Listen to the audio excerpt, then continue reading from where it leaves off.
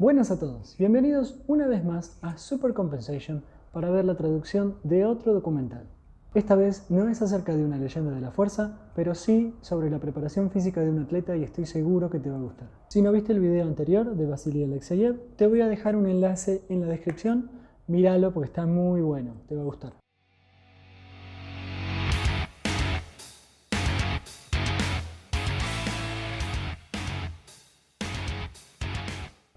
¿Cómo estás? Yo soy Cristian, esto es Super Compensation y el documental de hoy es acerca de Werner Guntor. Werner Guntor. Werner Guntor. Werner Guntor fue un lanzador de balas suizo, marcó varios récords mundiales, ganó varios campeonatos mundiales, fue medallista de bronce olímpico en los Juegos Olímpicos de Seúl en 1988 y su mejor marca fue de 22 metros 75 centímetros. Pero el motivo por el que elegí este documental es porque me parece una manera genial de mostrar cómo es la preparación de un atleta y cuál es el camino que el atleta sigue previo a una competencia. Pensá qué bueno que estaría si tuviéramos acceso a este tipo de material para distintos deportes, para distintos estilos, para distintos momentos en la historia del entrenamiento. Les estoy dando una idea espectacular a los entrenadores de equipos nacionales, de equipos olímpicos, para que publiquen, para que registren, documenten y publiquen el entrenamiento y el trabajo que hacen con sus atletas. Presten atención a la forma en la que se describen y se explican las etapas de trabajo y cómo se compara con un triángulo o la cima de una montaña, y la cima justamente es lo que representa la más alta forma deportiva, que es la que se tiene que alcanzar en el momento de la competencia. Bueno, sin dar más vueltas, vamos a ver el video de Werner Guntor.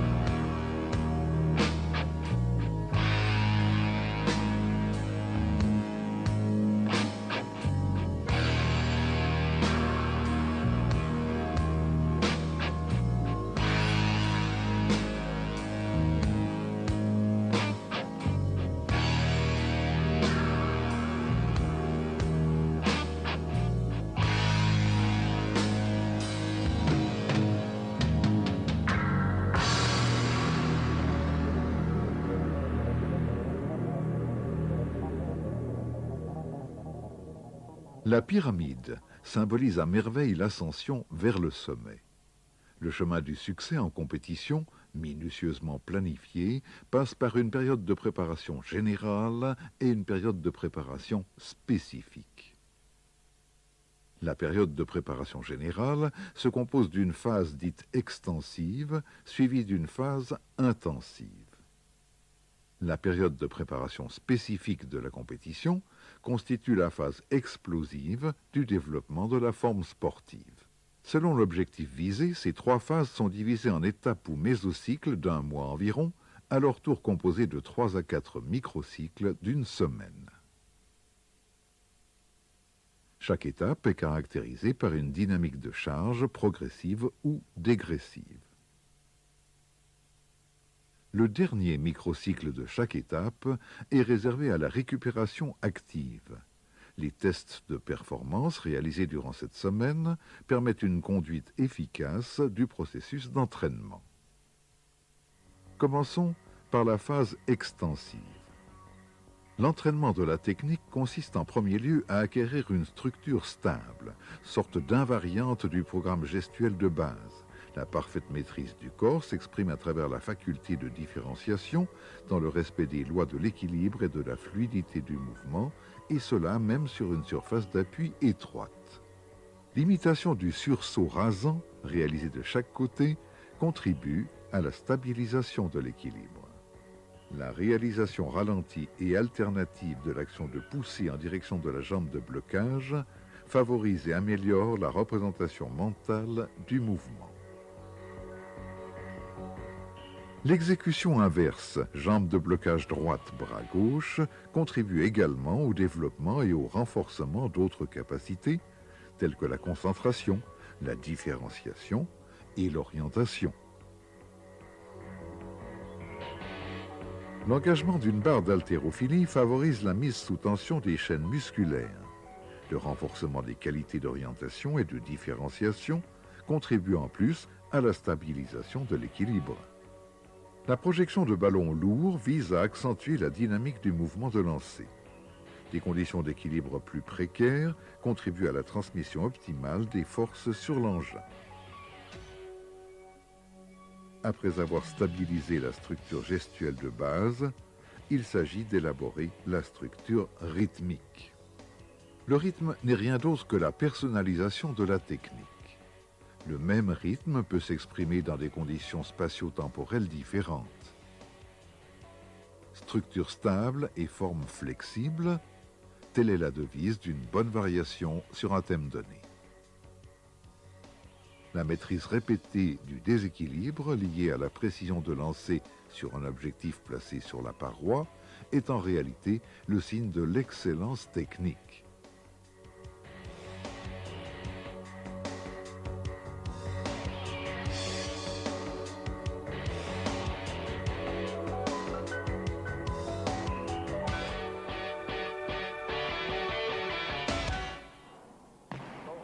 L'équilibre constitue également le fil conducteur de l'entraînement de la force. Renforcer les agonistes et les antagonistes. Pas de renforcement sans étirement. Des muscles préalablement fatigués s'étirent mieux. L'étirement des antagonistes favorise le renforcement des agonistes. L'utilisation méthodique de ces principes d'entraînement est illustré par deux exercices fondamentaux, le squat, ou flexion des jambes, et le développé couché. Ici, étirement de l'antagoniste, fléchisseur du genou. Puis renforcement de l'agoniste, extenseur du genou.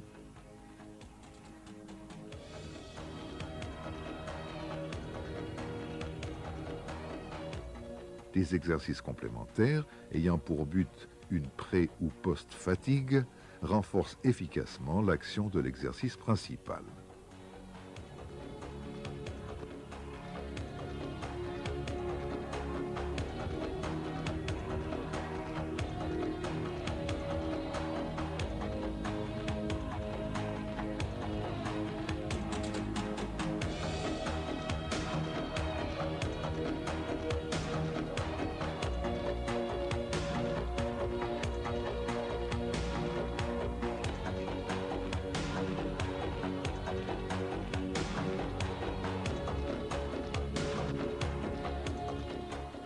Ici, étirement de l'extenseur du genou, préalablement fatigué, puis renforcement des fléchisseurs du genou.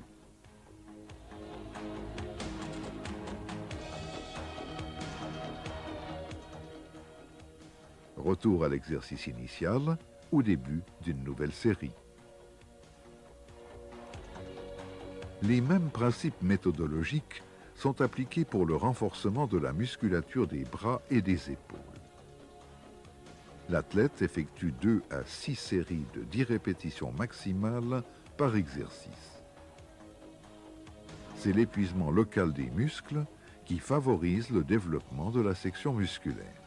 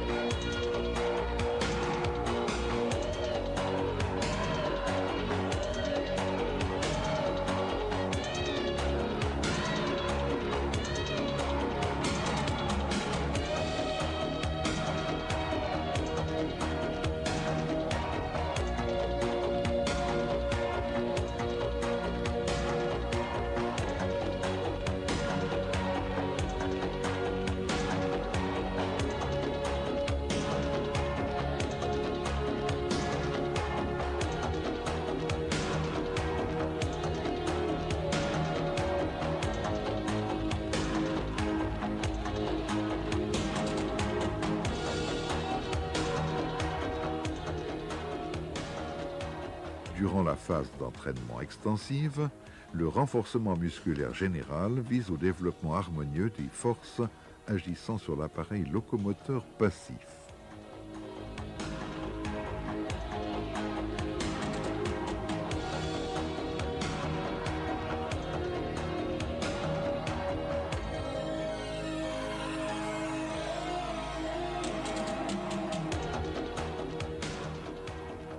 Parallèlement à ces exercices de base, d'autres fonctions musculaires peuvent être judicieusement entraînées.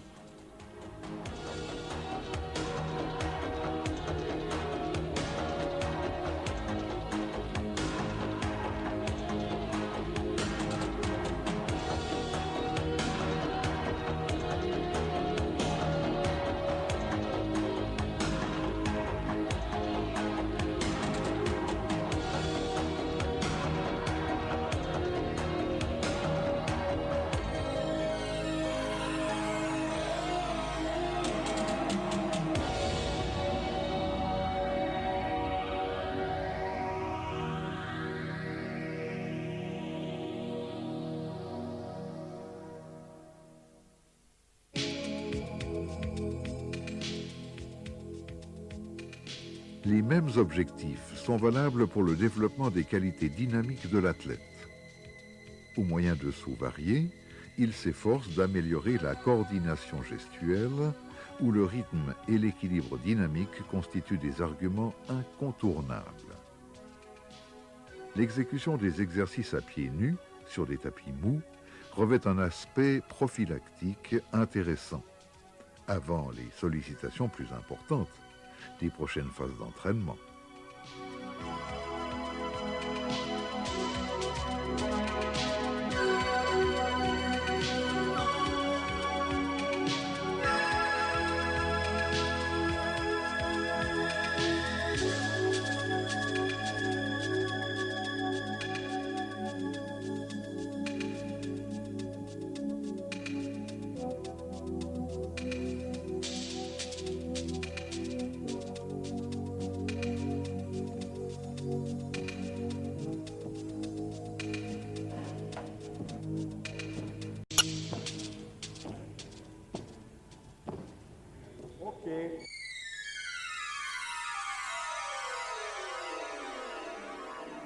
Durant la phase intensive, le renforcement spécifique prend une place prépondérante dans l'entraînement technique du lanceur.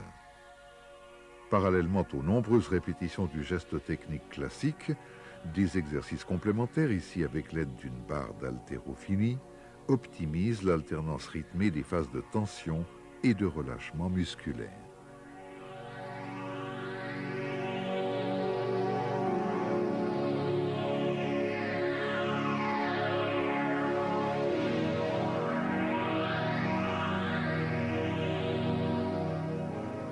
Une autre possibilité de variation judicieuse consiste à lancer des poids plus ou moins lourds de 10 à 15% du poids de compétition. Cette méthode dite variable permet d'obtenir des effets remarquables.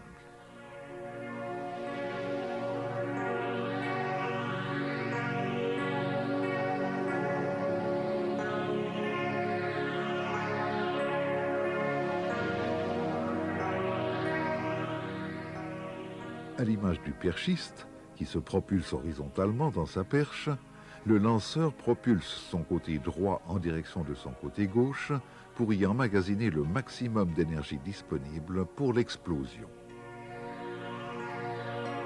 Durant cette phase d'entraînement, une grande attention est portée sur la variation des différents types d'actions musculaires. Entre les formes classiques, concentriques, excentriques et isométriques, des formes mixtes plus subtiles, dites pliométriques et statodynamiques, prennent toujours plus d'importance en prévision de l'entraînement de la puissance spécifique.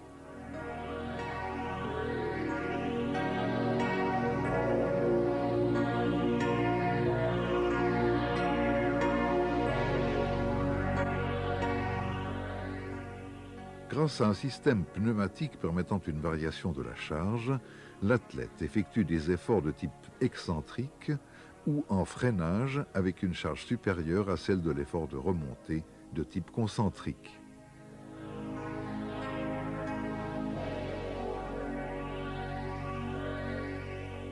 La série suivante est réservée à l'effort de type pliométrique ou réactif, réalisé avec une charge moyenne.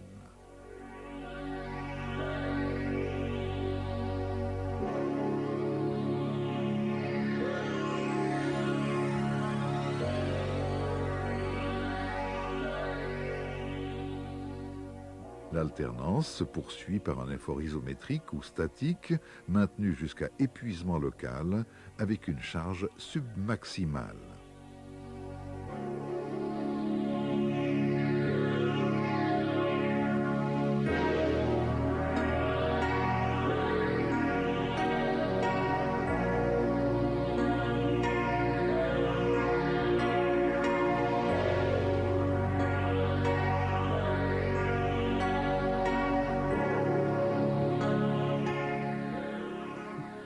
La série se termine par un effort de type statodynamique, combinaison des régimes isométriques et concentriques.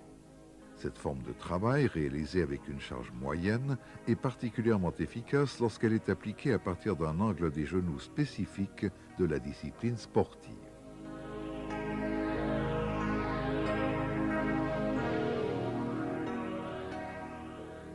Le même principe d'alternance des régimes d'action musculaire est réalisé pour le développé couché.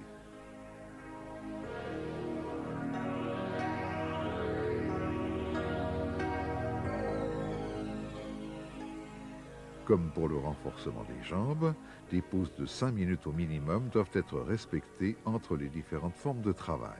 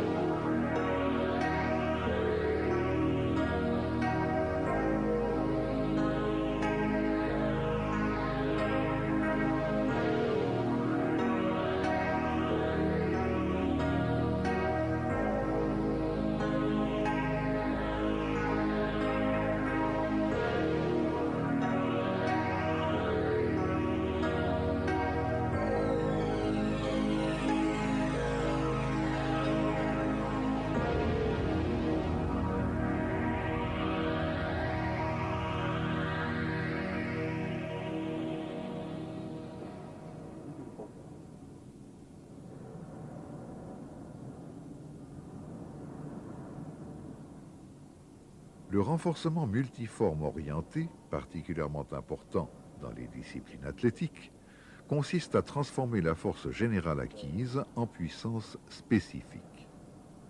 Ce type de renforcement, privilégiant les qualités de coordination, ne doit pas être réservé aux seuls athlètes d'élite. Il représente une forme d'entraînement idéale pour les jeunes.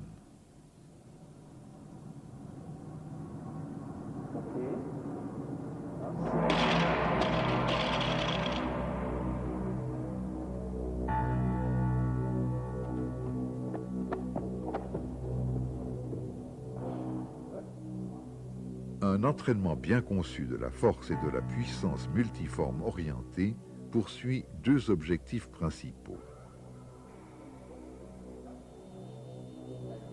La sollicitation des différents régimes d'action musculaire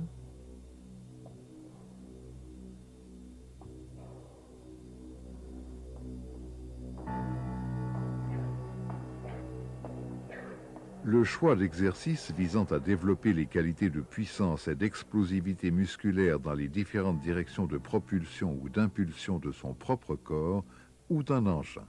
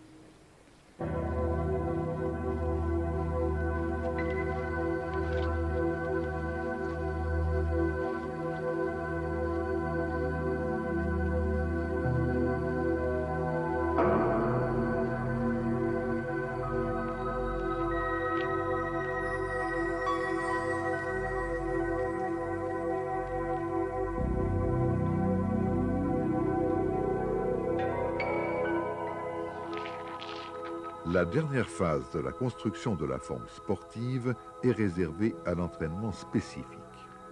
La sollicitation extrême de ce type d'entraînement exige qu'il soit réalisé dans les meilleures conditions.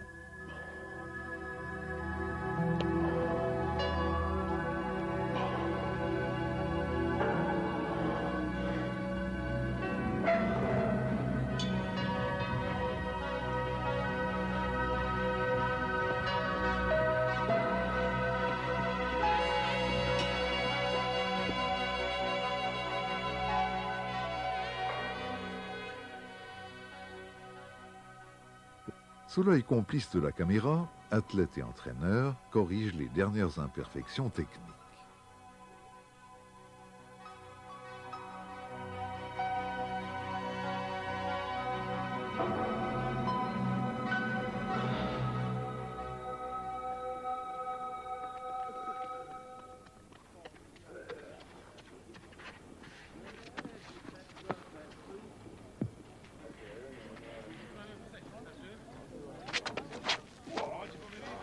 Links zogen, linken Arm, blieb ganz block, die ganz linke Seite blieb und dann. Durant cette période de pré-compétition, la vitesse d'exécution est principalement améliorée par des lancers avec des poids allégés d'environ 10%. Links bist schnell, viel schneller, vorwärts, da, und da kommst du schnell. Und ohne was du machen musst.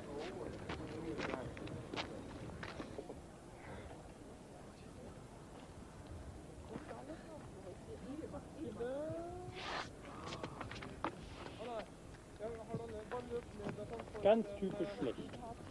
Linke Bein in der Luft, gesetzt und du warst schon hier. Dann hast du unten durch.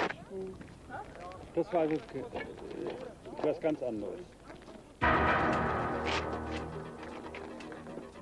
Une attention particulière est portée sur le développement de la force maximale par l'amélioration de la coordination intra- et intermusculaire. C'est le déplacement explosif de charge maximale qui facilite le recrutement synchronisé d'un maximum de fibres musculaires ou d'unités motrices.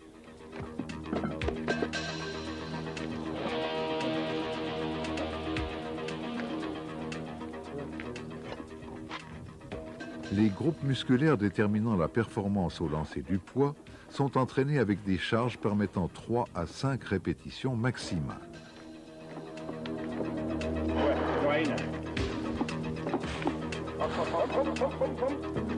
Jawohl.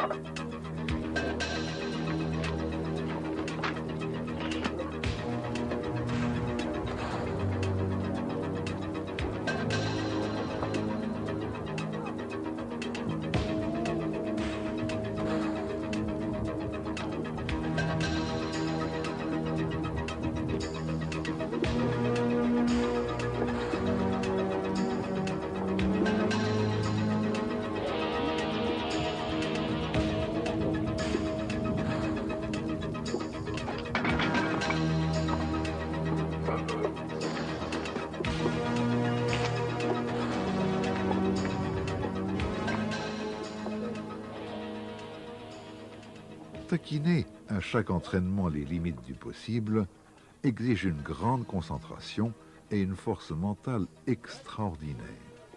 Une surveillance attentive élimine pratiquement tout risque d'accident.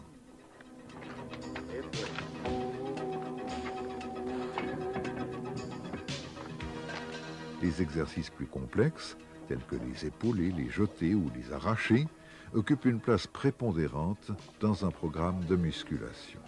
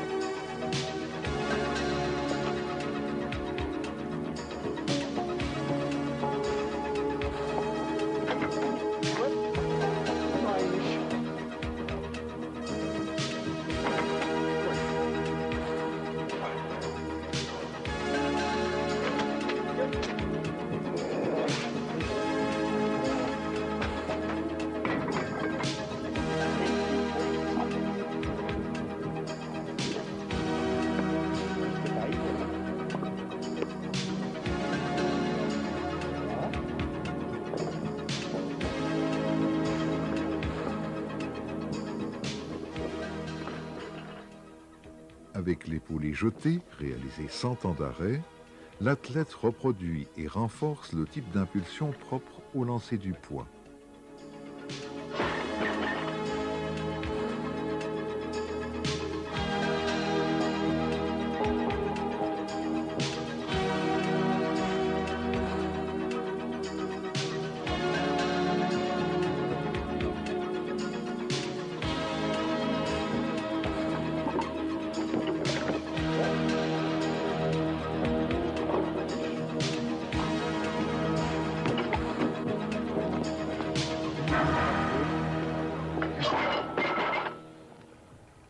La force explosive, entraînée par des exercices de lancer du poids en avant et en arrière, peut être exécutée en alternance avec des exercices de musculation à charge maximale ou submaximale, ou tout simplement durant des séances isolées.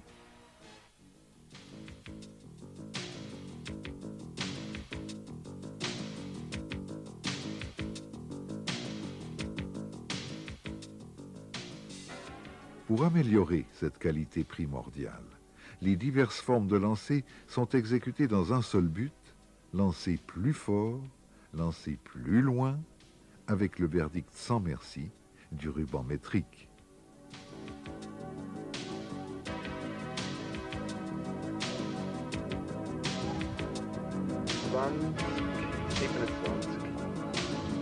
Gut.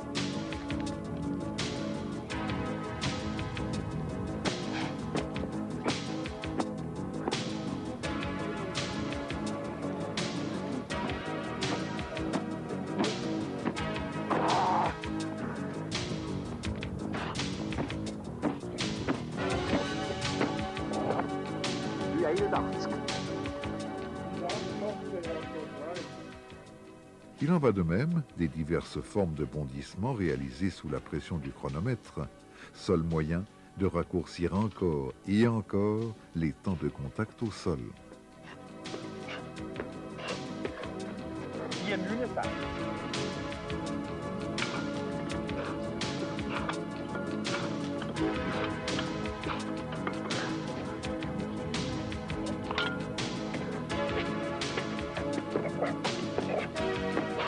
Jawohl. 64, beste.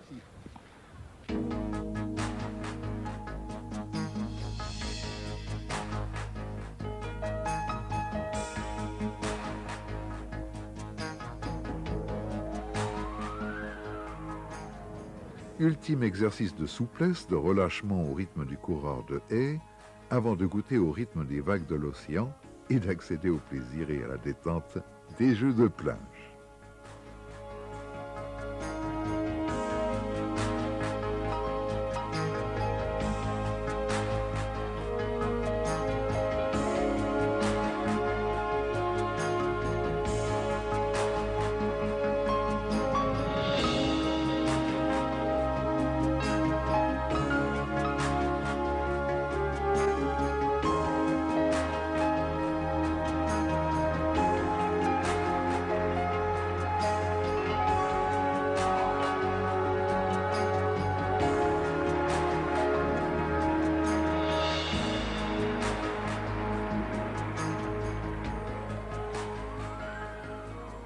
Enfin, la compétition.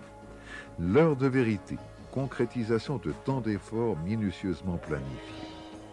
L'athlète s'efforce de faire converger toutes ses forces physiques et mentales derrière cette sphère de 7 kg et quart, comme ici, lors du record du monde en salle, qu'il s'agira d'analyser afin de préparer les prochains succès.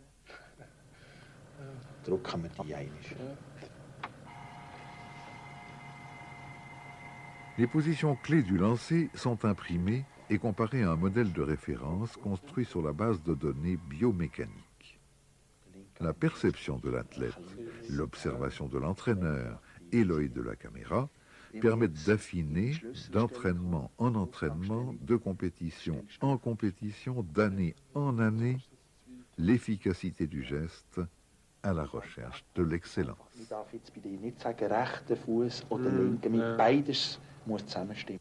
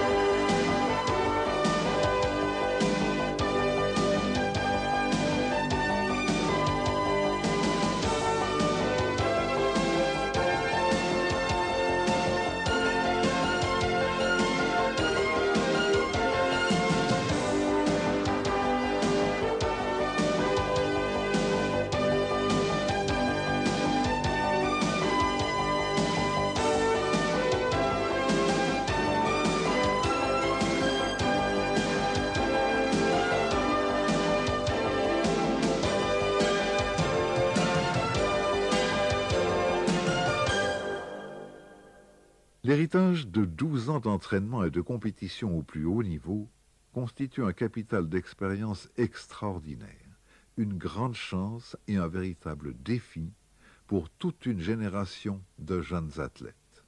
C'est à toi, Werner, qu'il appartient d'écrire le prochain chapitre. Ton entraîneur et ami, Jean-Pierre Heger.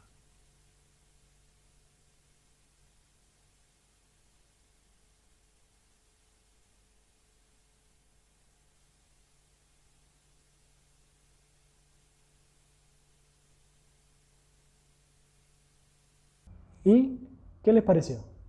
Para mí está buenísima la forma en la que explican el trabajo de este atleta y me encantó haber podido traducir un documental del francés a inglés y español, cosa que no hubiera podido hacer sin la ayuda de mis revisores franceses, ya que no hablo francés. Pero como dije en el video anterior, si tenés alguna sugerencia, si hablas francés y pensás que los subtítulos o las traducciones se pueden mejorar, por favor, también te voy a dejar la información de contacto en la descripción para que puedas contactarme y sugerirme alguna mejora para las traducciones.